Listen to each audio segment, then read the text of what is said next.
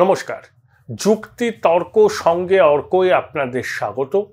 আপনাদের সঙ্গে আমি অর্কপ্রভ সরকার।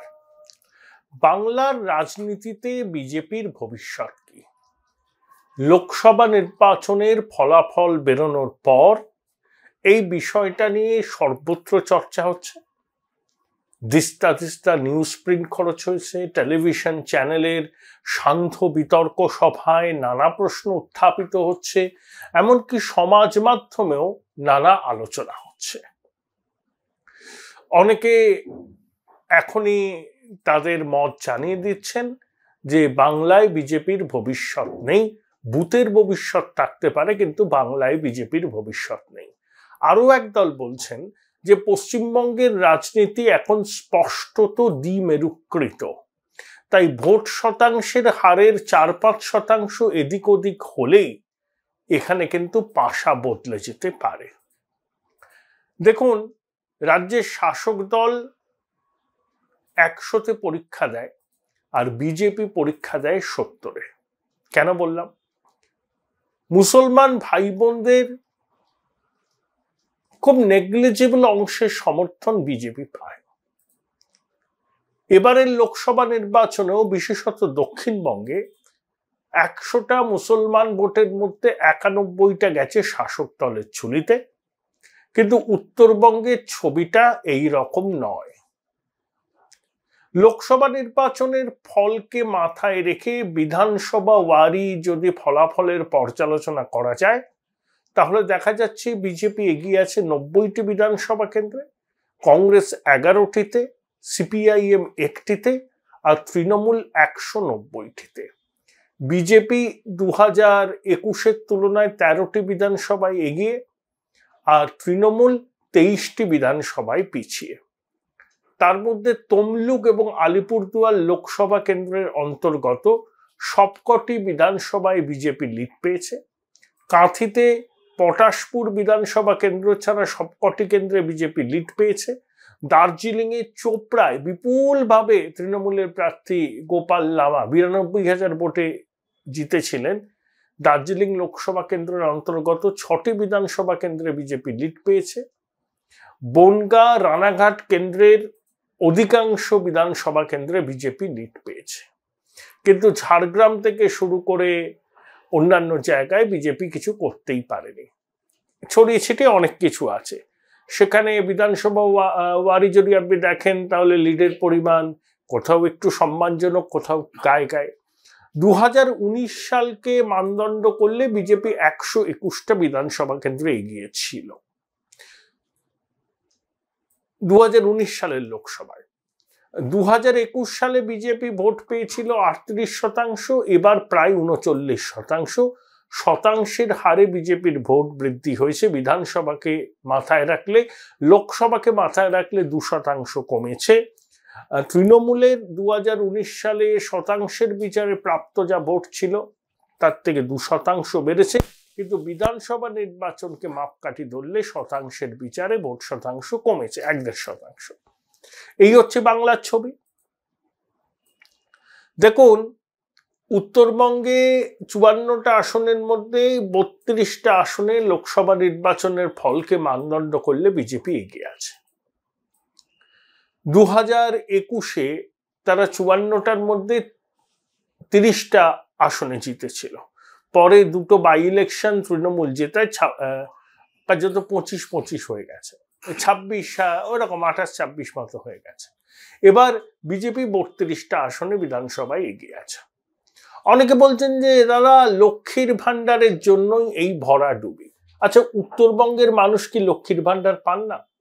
তারাও তো পান। তাহলে সেখানে বিজেপি এই রকম ফল করলো কি করে? উত্তরবঙ্গের মুসলমান সম্প্রদায়ের মানুষ একটা ভোট তৃণমূলকে দেয়নি।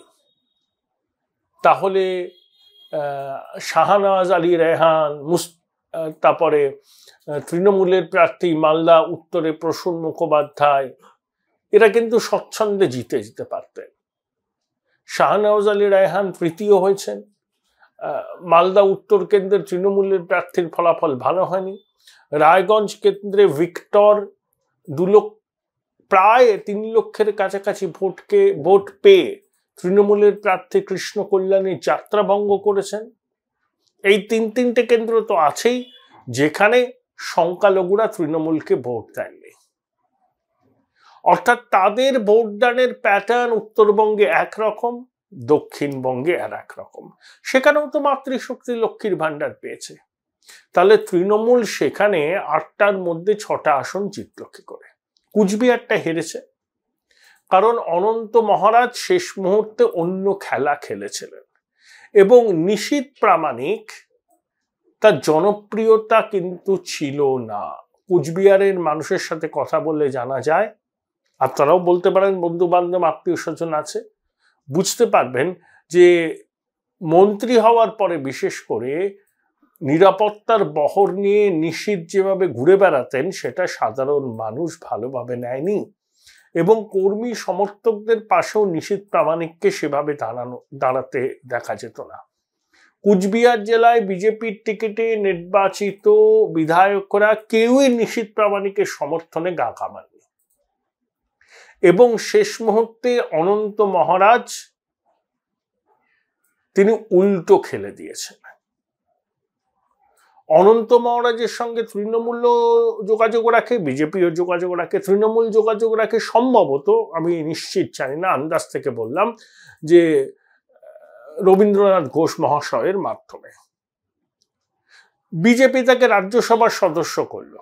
তারপরে অনন্ত মহারাজকে দেখেছেন কোনো প্রচারে, কোনো বিজেপির কর্মসূচিতে? যে উদ্দেশ্য নিয়ে অনন্ত মহারাজকে বিজেপি রাজ্যসভায় প্রার্থী করেছিল এবং জিতেও ছিলেন তিনি, সেই উদ্দেশ্য কিন্তু বিজেপির একেবারে সফল হয়নি। নিশীথ প্রামাণিক কদিন আর গেরুয়া রাজনীতি করবেন? কারণ বিজেপির পক্ষে মাঠে ময়দানে নেমে রাজনীতি করা নিশীথ প্রামাণিকের পক্ষে সম্ভব নয় এবং নিশীথ প্রামাণিক কোনোদিনই গ্রাসরুট লেভেলে রাজনীতি করেননি। 2019 সালে মুকুল রায়ের হাত ধরে তিনি বিজেপিতে আসেন। পার্থপ্রতিম রায় যিনি সাংসদ ছিলেন 2019-এর আগে তৃণমূলে, তাকেও মুকুলবাবু যোগাযোগ করেছিলেন, কিন্তু শেষ মুহূর্তে তিনি রাজি না হয় নিশীথ প্রামাণিককে টিকিট দেয় বিজেপি। মুকুলবাবুর হাত ধরে আসেন, ওর ডাকনাম বিট্টু। তো এবং তৃণমূল যুবা থেকে তৃণমূল যুব সবই করত। অভিষেক বন্দ্যোপাধ্যায়ের সঙ্গেও তার ভালো সম্পর্ক ছিল।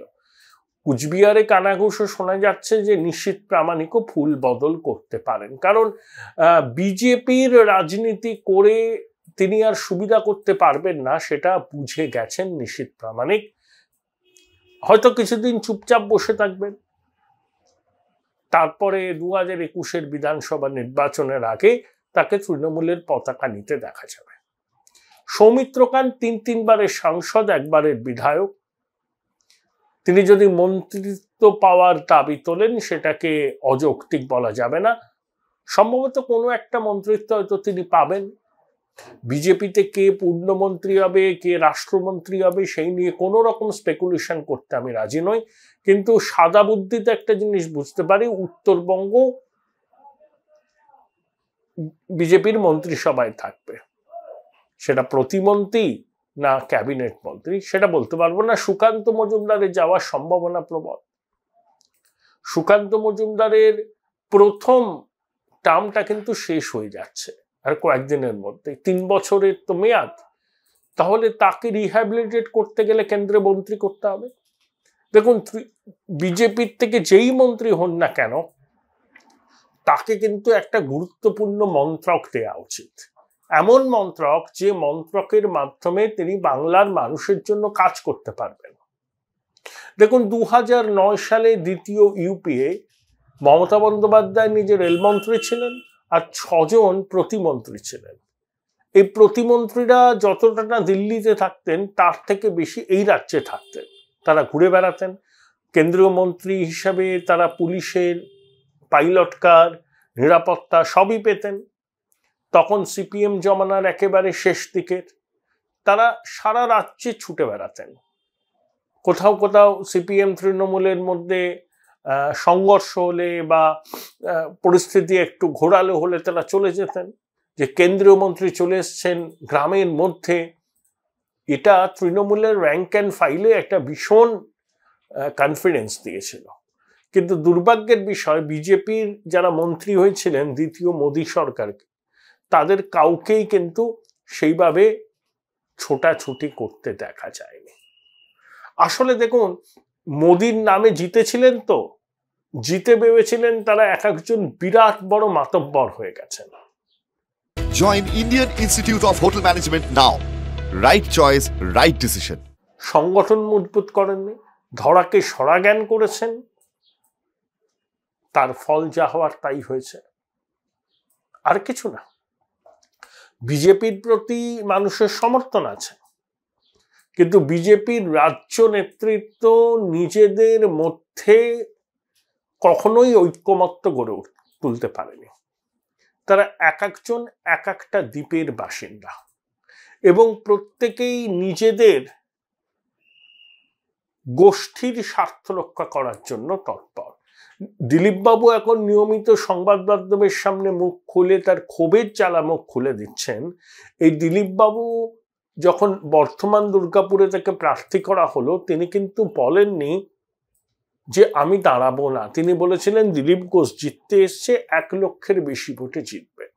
কিন্তু ফলাফল ঠিক উল্টে যাওয়ায় দিলীপবাবু এখন রাজ্য নেতৃত্বকে কাঠগড়ায় তুলছেন। তিনি যদি তার অবস্থানে একেবারে স্থির থাকতেন যে কোনো অবস্থাতেই মেদিনীপুর কেন্দ্র বদল করা হলে তিনি নির্বাচনে লড়বেন না, তাহলে কারুর সাধ্য ছিল না তাকে বর্ধমান দুর্গাপুরে নির্বাচনে লড়তে পাঠায়। এখন দিলীপবাবু এই কথাগুলো বলছেন, সংবাদ মাধ্যম প্রতিদিন তার বক্তব্যকে প্রাপ্যের অতিরিক্ত গুরুত্ব দিয়ে চালাচ্ছে, সেটা তাদের কাজ। কিন্তু আখেরে বিজেপির কর্মী সমর্থকদের মধ্যে হতাশাই তৈরি হচ্ছে, আর কিছু না। এটাই হচ্ছে বাস্তব।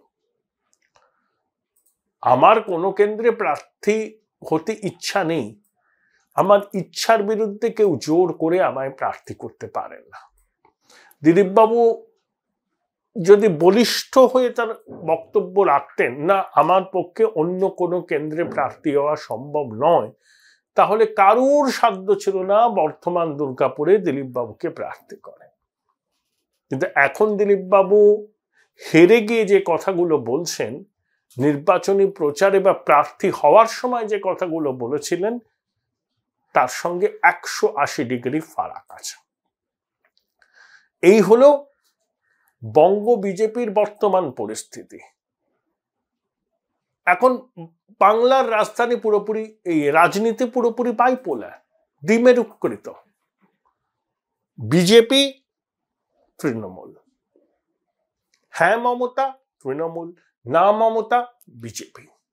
বামেরা অনেক স্বপ্ন দেখিয়েছিল, আশা জুগিয়েছিল তারা একটা স্পেকটাকুলার ফল করবেন, কিন্তু দুর্ভাগ্যের বিষয় এবারও তাদের ফল আশানুরূপ হয়নি। বাম নেতৃত্বকেও নিশ্চয়ই বিষয়টাকে গভীরে গিয়ে প্রবেশ করতে হবে। একঝাঁক তরুণ ছেলেমেয়েদের তারা নামিয়েছিল, দীপশিতা, সায়ন, সৃজন, ভেটারেন ওয়ারহর্স, সুজন চক্রবর্তী, জনবিন্যাসের সুবিধা নিয়ে মুর্শিদাবাদে লড়তে যাওয়া মোহাম্মদ সেলিম, কেউ সুবিধা করতে পারেননি। 27 জন প্রার্থীর জামানত বাজেয়াপ্ত হয়েছে। আমি সুজন বাবুর একটা উক্তি পড়লাম আনন্দবাজার পত্রিকায় 2-3 দিন আগে। তিনি বলছেন, তাকে জিজ্ঞেস করা হয়েছিল, আপনি তো এত ভোট পেলেন, তৃণমূলে জিতে গেল, আপনাদের তো ভোট কাটুয়া বলবে। সুজন বাবু বলেছেন, ভালোই তো হলো, বিজেপিকে তো একটা সিটে কমাতে পারলাম। অর্থাৎ এই যে ভোট কাটুয়া তকমাটা নিজের গায়ে পাকাপাকি ভাবে তারা লাগিয়ে দিচ্ছে। এখন এই প্রচার জোরদার হবে যে সিপিএম তৃণমূল বিরোধী ভোট কেটে বিজেপির অসুবিধা করার জন্যই ময়দানে অবতীর্ণ হয়েছে। দেখুন, রাজ্য বিজেপির নেতৃত্বকে একটা জিনিস বুঝতে হবে। ইডি, সিবিআই, আয়কর দপ্তরের অভিযান, কেন্দ্রীয় বাহিনীর দাপাদাপি, বড় বড় বিবৃতি দিয়ে একটা জায়গায় পৌঁছানো যায়, কিন্তু এই ক্রিটিক্যাল মাসটা আরোহণ করতে গেলে আরো কিছু দরকার। লক্ষ্মীর ভান্ডার গেম চেঞ্জার, বিজেপি বলছে আমরা অন্নপূর্ণা ভান্ডার দেব, কিন্তু তার প্রচার কি সেইভাবে হয়েছে? বক্তৃতার মাঝে একাধবার করে বলা হয়েছে, বিজেপির প্রচারে কোথাও সেভাবে অন্নপূর্ণা ভান্ডারের কথা শোনা যায়নি। শুভেন্দুবাবু, সুকান্তবাবু বলেছেন, মাঝে মাঝে বলেছেন, কিন্তু তৃণমূল কনসিস্টেন্টলি বলেছে লক্ষ্মীর ভান্ডার, লক্ষ্মীর ভান্ডার, লক্ষ্মীর ভান্ডার। তৃণমূলের প্রচারকে যদি আপনি লক্ষ্য করেন, FM চ্যানেলে, ডিজিটাল মাধ্যমে, দেখবেন তারা লক্ষ্মীর ভান্ডারের উপর জোর দিয়েছে। আর বিজেপির অন্নপূর্ণা ভান্ডার সেটা চাঁদ সদাগরের মনসা পুজো করার মতো। তাই মাতৃশক্তির যে অংশটা তৃণমূলকে সমর্থন করেছে, ধরে নিন লক্ষ্মীর ভান্ডারের জন্যই, তাদের সমর্থন বিজেপির দিকে টেনে নিয়ে আসতে হলে তাদেরকে অন্নপূর্ণা ভান্ডারের মতো প্রকল্প চালু করতে হবে এবং তাতে অর্থের পরিমাণ লক্ষ্মীর ভান্ডারের 3 গুণ হতে হবে এবং তা নিয়ে লাগাতার প্রচার করে মানুষের মনে একটা স্থায়ী জায়গা করতে হবে। না, মানুষ ভাববেন যে বিজেপি আসলে পরে 1000 টাকার লক্ষ্মীর ভান্ডার নয়, 3000 টাকার অন্নপূর্ণা ভান্ডার পাবো। কই, সেই রকমের প্রচার তো হয়নি। উল্টে কুচবিহারের এক বিজেপি নেত্রী, আমি স্লিপ অফ টাং, তিনি বলে দিলেন যে বিজেপি ক্ষমতা আসলে লক্ষ্মীর ভান্ডার বন্ধ করে দেবে। তিনি আসলে বলতে চাইছিলেন বিজেপি ক্ষমতায় আসলে লক্ষ্মীর ভান্ডার বন্ধ হয়ে যাবে, অন্নপূর্ণার ভান্ডার চালু হবে। কিন্তু অন্নপূর্ণার ভান্ডার চালু হবে সেই কথাটা তৃণমূলের প্রচারে রাখেনি। এসব তো হয়, জায়ান্ট স্ক্রিনে দেখানো হয়েছে বিজেপির নেত্রীর বক্তব্য, বিজেপি ক্ষমতায় আসলে লক্ষ্মীর ভান্ডার বন্ধ হয়ে যাবে, তার একটা ইম্প্যাক্ট পড়েছে। আমি তো বিজেপির নেতাদের ক্যাম্পেইন শুনেছি, আপনারাও শুনেছেন নির্বাচনের আগে। শেষের দিকে উন্নয়নের কথা তারা বলছিলেন, কিন্তু পুরো তাদের প্রচার ছিল তৃণমূল চুরির বিরুদ্ধে। মাঝে মাঝে অন্নপূর্ণা ভান্ডারের কথা বলা হয়েছে, মুসলমানদের বলা হয়েছে যে তৃণমূল তাদের তেজপাতার মতো ব্যবহার করে। মেনে নিলাম মুসলমানদের সমর্থন এই মুহূর্তে আপনারা পাবেন না, কিন্তু যে বেনিফিশিয়ারি ক্লাস তৃণমূলকে সমর্থন করে, বিশেষ করে মাতৃশক্তি, তাদের একটা অংশের সমর্থন নিশ্চিত করতে হলে আপনাদের অন্নপূর্ণা ভান্ডার প্রকল্পের প্রচারে জোর দিতে হবে, নান্য পন্থা এছাড়া কোনো পথ নেই। দুর্ভাগ্যের বিষয়, লোকসভা নির্বাচনের প্রচারে সেই অন্নপূর্ণা ভান্ডারের বিষয়টাকে সেভাবে গুরুত্ব দেওয়া হয়নি। বলতে পারেন তো বিধানসভা নির্বাচন হচ্ছে না, আরে তাতে কি হয়েছে? এটা যদি বিজেপি কনভিনসিংলি বলতো যে এই রাজ্যে ক্ষমতায় আসার পর প্রথম ক্যাবিনেটেই তারা অন্নপূর্ণা ভান্ডার চালু করবে, বলেছে, বলেনি তা নাই বলছি না, কনভিনসিংলি ওয়েতে বলেনি, যাতে বাংলার মাতৃশক্তির কাছে এই বার্তাটা ভালোভাবে যায় এবং তারা বিশ্বাস করতে শুরু করে।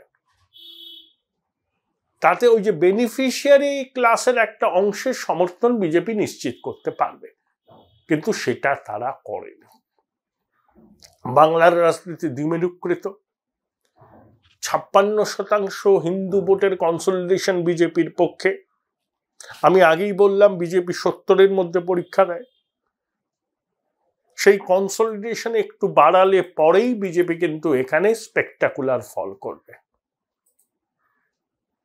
বাম কংগ্রেসের রেজুভেনেশনের পসিবিলিটি আছে বলে আমি ব্যক্তিগতভাবে মনে করি, কিন্তু বামেদের এই মুহূর্তে অনেকটা পথ হাঁটতে হবে। নিশ্চয়ই তারা হাঁটবেন, তাদের মতো করে সবকিছু তারা মন্থন করে একটা সিদ্ধান্তে আসবেন, কিন্তু বিজেপির ওবিচুয়ারি লেখার কোনো মানেই হয় না।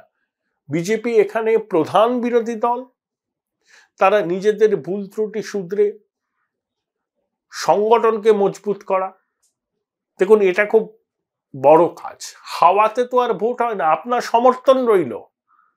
বিজেপির তো স্লোগানই ছিল মেরা বুথ সবসে মজবুত, কিন্তু অধিকাংশ জায়গাতেই তারা বুথে এজেন্ট দিতে পারেনি। তা সত্ত্বেও স্পেকটাকুলার ফল করেছে। কলকাতা পুরসভার মধ্যে বোধহয় 60টা ওয়ার্ডে বিজেপি এগিয়ে আছে। এক কাউন্সিলরকে দেখলাম তিনি লিড দিতে পারেননি বলে মেয়রের কাছে পদত্যাগপত্র পেশ করেছেন। অধিকাংশ পুরসভা অঞ্চলে বিজেপি এগিয়ে আছে। সমর্থন আছে, মানুষের প্রত্যাশা আছে, কিন্তু সংগঠন মজবুত করার কাজে বিজেপি নেতৃত্ব গা দিচ্ছেন না। এটাই তাদের অ্যাকিলিস হিলস হবে। সমর্থন থাকলো, বুথে এজেন্ট নেই, ভোটারদের বাড়ি থেকে নিয়ে গিয়ে ভোট কেন্দ্রে নিয়ে যেতে পারলাম না। তাই যতই পক্ষে হাওয়া থাকুক না কেন, শেষ হাসি হাসা তাদের পক্ষে সম্ভব হবে না। আর মাননীয় দিলীপ বাবুকে বলবো, আপনার ক্ষোভ বিক্ষোভ আপনি যথাযোগ্য জায়গায় জানান। সংবাদ মাধ্যমকে গরম গরম কথা বললে ক্ষণিকের উত্তেজনা সৃষ্টি হয়, কিন্তু আপনি সফলতম রাজ্য সভাপতি, বিজেপির কর্মী সমর্থকরা আপনাকে পছন্দ করেন, আপনার সে অর্থে কোনো পিছটান নেই, আপনার যন্ত্রণা বুঝতে পারছি, কিন্তু যথাযোগ্য জায়গায় আপনি জানান বিষয়টা। সংবাদ মাধ্যমে এইভাবে মুখের আগল খুলে বক্তব্য রাখলে আসলে আপনার বিরোধী দলেরই হাত শক্ত হবে। তারা হয়তো আপনাকে প্রশংসায় ভরিয়ে দেবে, কিন্তু মনে মনে তারা বিজেপির রাজ্য শিবিরের ছন্ন ছাড়া অবস্থা দেখে যার পর নাই উল্লসিত হবে।